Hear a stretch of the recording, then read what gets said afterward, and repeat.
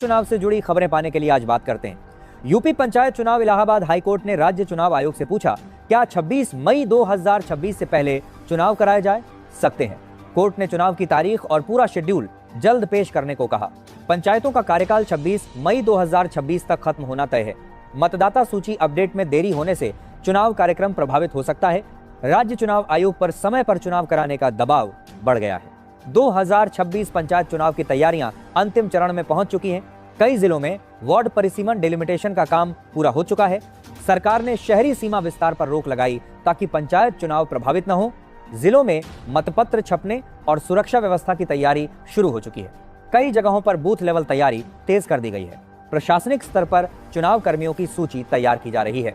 पंचायत चुनाव को लेकर राजनीतिक हलचल तेज हो गई है। ग्राम प्रधान और जिला पंचायत स्तर पर दावेदार सक्रिय हो गए हैं। गांव में चुनावी रणनीति और प्रचार शुरू हो चुका है।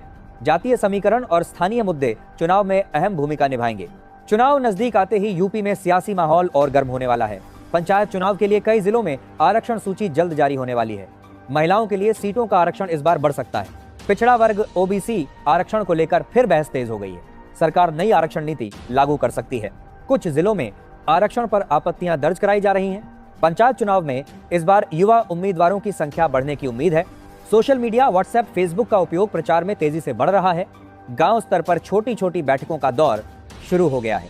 उम्मीदवार घर घर जाकर संपर्क अभियान चला रहे हैं। चुनावी खर्च को लेकर प्रशासन सख्त नजर आ रहा है। चुनाव में शराब और पैसे के इस्तेमाल पर कड़ी निगरानी रखी जाएगी। संवेदनशील बूथों की पहचान शुरू कर दी गई है। पुलिस और पाक की तैनाती की योजना बन रही है। इस बार सीसीटीवी कैमरों का इस्तेमाल बढ़ाया जा सकता है। कई जिलों में मॉडल पोलिंग बूथ बनाने की तैयारी है। ग्राम प्रधान पद के लिए मुकाबला कई जगह त्रिकोणीय हो सकता है। कई पुराने प्रधानों के खिलाफ जनता में नाराजगी देखने को मिल रही है। नए चेहरों को मौका मिलने की संभावना बढ़ रही है।